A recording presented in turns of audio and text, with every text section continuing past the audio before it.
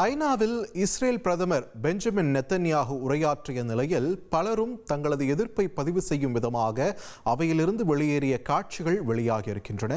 இது தொடர்பான முக்கிய செய்தியை பார்த்து வருகிறோம். தொடர்ந்து விரிவான தகவல்களுடன் இணைகிறார் எமது அரசியல் பிரிவு ஆசிரியர் ஹரிஹரன். ஹரிஹரன், வணக்கம். இப்போ நாம பார்த்துட்டு இருக்கக்கூடிய காட்சிகள் உலகிற்கு சொல்லும் செய்தி என்ன? இது இந்த உரைக்கு மட்டுமான எதிர்ப்பா, இல்ல காசால நடக்கக்கூடிய நிகழ்வுக்கான எதிர்ப்பு, அதை வெளிப்படுத்தும் விதமான வெளிநடப்பா?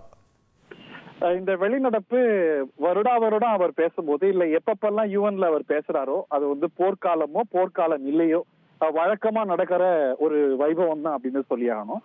ஏனென்றால் பல நாடுகள் ஐநா சபையில இஸ்ரேலுக்கு எதிர்ப்பாக இருக்கிறாங்க. இந்த முறை அவங்களுடைய கூட்டாளி தேசங்களான மேற்கத்திய தேசங்களுக்கும் அவங்களுக்கும் கூட பிணக்கு இருக்கு அப்படிங்கிறத நம்ம பார்க்கின்றோம். இந்த ஒரு போர் சூழல்ல இந்த வெளிநடப்பு அப்படிங்கிறது நமக்கு பெரிய ஆச்சரியத்தை தரல. இஸ்ரேலுக்கு ஐநா மன்றத்துல உறுப்பு நாடுகள் மத்தியில நண்பர்களை விட எதிரிகள் அதிகம். அதனால அவர் எப்ப பேசினாலும் வெளிநடப்பு செய்வாங்க, அதுல ஆச்சரியம் இல்லை. அவர் என்ன பேசினார் அப்படின்னு பார்க்கும்பொழுது, பாலஸ்தீனிய தேசத்தை நாங்க உருவாக்க விட மாட்டோம். இஸ்ரேல்ல அதுக்கு மிகப்பெரிய எதிர்ப்பு இருக்கு. என்னுடைய அரசாங்கம் மட்டுமல்ல, என்னுடைய ஒட்டுமொத்த தேசமும் எதிர்க்கிறது. அதற்கு அறிகுறி தான் எங்க நாட்டுல நாடாளுமன்றம் கினெசெட்ல நடந்த வாக்கெடுப்புல பெரும்பாலான 90% பேர் ஒரு பாலஸ்தீனிய தேசத்தை உருவாக்க கூடாதுன்னு சொன்னாங்க. அதுதான் எங்களுடைய நிலைப்பாடு.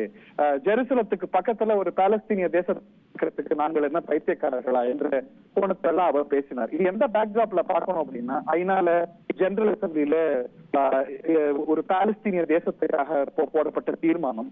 இன்னும் சொல்ல போனா, இஸ்ரேலுடைய எதிரிகள் பாலஸ்தீனத்தை ரொம்ப காலாகாலமா ஆதரிக்கக்கூடிய நாடுகள் என்பதை தாண்டி பிரான்ஸ் போன்ற தேசங்கள் எல்லாம் இஸ்ரேலுடைய கூட்டாளிகளா கருதப்படக்கூடிய தேசங்கள் எல்லாம் அவங்களை ரெகக்னைஸ் பண்ற நிலைப்பாடெல்லாம் எடுக்கும்போது அவங்களை எல்லாம் விமர்சிக்கிறார். உங்களுக்கு புரியாது, ஹமாஸ் எங்க மேல ஏற்படுத்திய பாதிப்பு அப்படிங்கிறது புரியாது.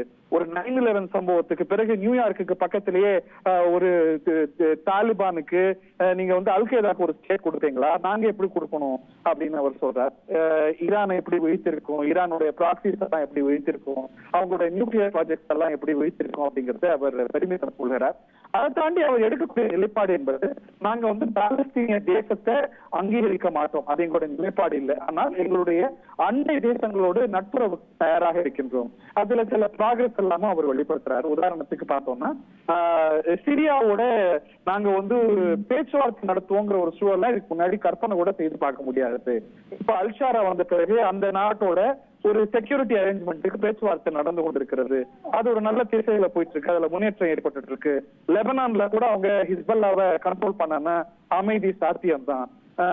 ஒரு ஈரான்ல வந்து அந்த மக்கள் வந்து will make Iran great again அப்படின்னு ட்ரம்ப்புடைய வார்த்தையை கடன் வாங்கி சொல்றாரு. அவரை குளிர்விக்க அவர் ட்ரம்ப்பை சொல்லும் பொழுது, அமெரிக்காவை சொல்லும் போது அமெரிக்க ராஜதந்திரிகள் அவருக்கு கரகோஷம் எழுப்புறதை நம்ம பார்க்கிறோம். இப்படி அமெரிக்க ஆதரவு, அந்த அமெரிக்கா இஸ்ரேலுக்கு கொடுக்கக்கூடிய ஆதரவு வீட்டோ அப்படிங்கிறது யூஎன்ல அவங்களை கரை சேர்த்து கொண்டிருக்கிறது அப்படிங்கறத சேர்த்தே பார்க்கிறோம். பரபரப்பான உலக சூழல்ல ஒரு 60,000க்கும் மேற்பட்டோர் காசால இறந்திருக்கக்கூடிய ஒரு சூழல்ல இஸ்ரேல் பிரதமர் அமெரிக்கால பேசுவது அப்படிங்கிறது குறிப்பிடத்தக்கது. சில ஊடகங்கள்லாம் நிறைய தலைவர்கள் அவர் வந்து ஒரு பிடிவாரண்ட்ல இருக்கக்கூடியவர், ஐசிசியோட பிடிவாரண்ட்ல இருக்கக்கூடியவர், அவர் ஐநால பேசுவதா அப்படிங்கிற. பட் அங்க அப்ளை ஆகாது, அதுதான் சர்வதேச விதி. ஏன்னா அமெரிக்கா வந்து சிக்னிட்டரி ஸ்டாட்யூட் ஆஃப் ரோம்க்கு எந்த நாடு கையெழுத்து போட்டிருக்கோம் அந்த நாட்டுக்கு தான் அவர் கைது செய்ய வேண்டிய கட்டாயம் வரும், அமெரிக்காவுக்கு கிடையாது. அவர் ட்ரம்போடையும் பேசுறார். அவர் பாலஸ்தீனிய வெஸ்ட் பேங்க்ல வந்து அனெக்ஸ் பண்ணுவோம்னு சொன்னதை ட்ரம்ப் எதிர்த்திருக்கிறார். இரு தலைவர்களுக்கும் இடையே என்ன ஒப்பந்தங்கள் ஏற்பட போகுது, என்ன வரலாற்றில் என்ன நடக்க போகுதுங்கிறது நம்ம ஹரி, ஒரு தெளிவுக்காக கேட்கிறேன். இப்போ அமெரிக்க உறுப்பினர்கள் வந்து நெத்தன்யாவோட உரைக்கு கைத்தட்டி ஆரவாரம் செய்ததாக தகவல் வந்திருக்கு. அமெரிக்கா தாண்டி வேறு ஏதேனும் நாடுகள் நெத்தன்யாவுக்கு ஆதரவான ஒரு நிலைப்பாட்டை எடுத்திருக்காங்களா? அதை பத்தின விவரங்கள் இருக்கிறதா? எக்ஸாக்ட் டீடைல்ஸ் இல்ல. அவருக்கு வந்து கிழக்கு யூரோப்பிய நாடுகள்லாம் அவருக்கு வந்து ஆதரவான நாடுகள் தான். விக்டர் ஆர்பனோட ஆதரவு அவருக்கு இருக்கு அப்படிங்கறத பார்க்கிறோம்.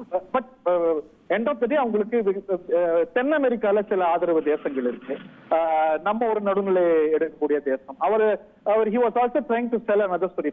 பல நாடுகள் எங்களோட இந்த புறக்கணிப்பு ஒரு பக்கம் நம்ம ஹைலைட் பண்ணும்போது அவர் என்ன சொல்றாரு, இந்தோனேசியா எங்களோட இப்ப ஆக்கப்பூர்வமா இடம்பெற பேச ஆரம்பிச்சிட்டாங்க. இந்தோனேசியா தான் உலகத்திலே இஸ்லாமியர்கள் அதிகம் இருக்கக்கூடிய நாடுன்னு அவர் trying to sell his own narrative. But usual suspects தான், அவர் ஆதரிக்கிறவங்களும் எதிர்க்கிறவங்களும் யூஷுவல் சஸ்பெக்ட்ஸ் தான்.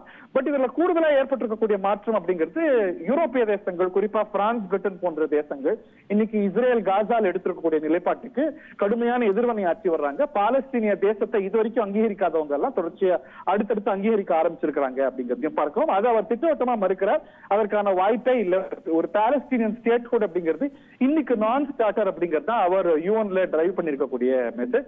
அதை தாண்டி பேசுங்க, நாடுகள் நம்மோட நட்புறவு வச்சுக்கலாம், பாலஸ்தீனிய தேசத்தை கேட்பதுங்கிறதெல்லாம் நடக்கிற காரியம் இல்லைங்கிறது அவர் சொல்லிருக்கக்கூடிய மெசேஜாவும் பார்க்கலாம்.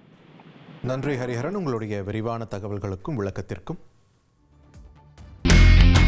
இனி செல்லும் இடமெல்லாம் செய்தி. தந்தி டிவியின் வாட்ஸ்அப் சேனலை ஃபாலோ பண்ணினா செல்ல இருக்கும் இடமெல்லாம் செய்தி. இதோ QR கோட், இப்பவே ஸ்கேன் பண்ணுங்க, ஃபாலோ பண்ணுங்க.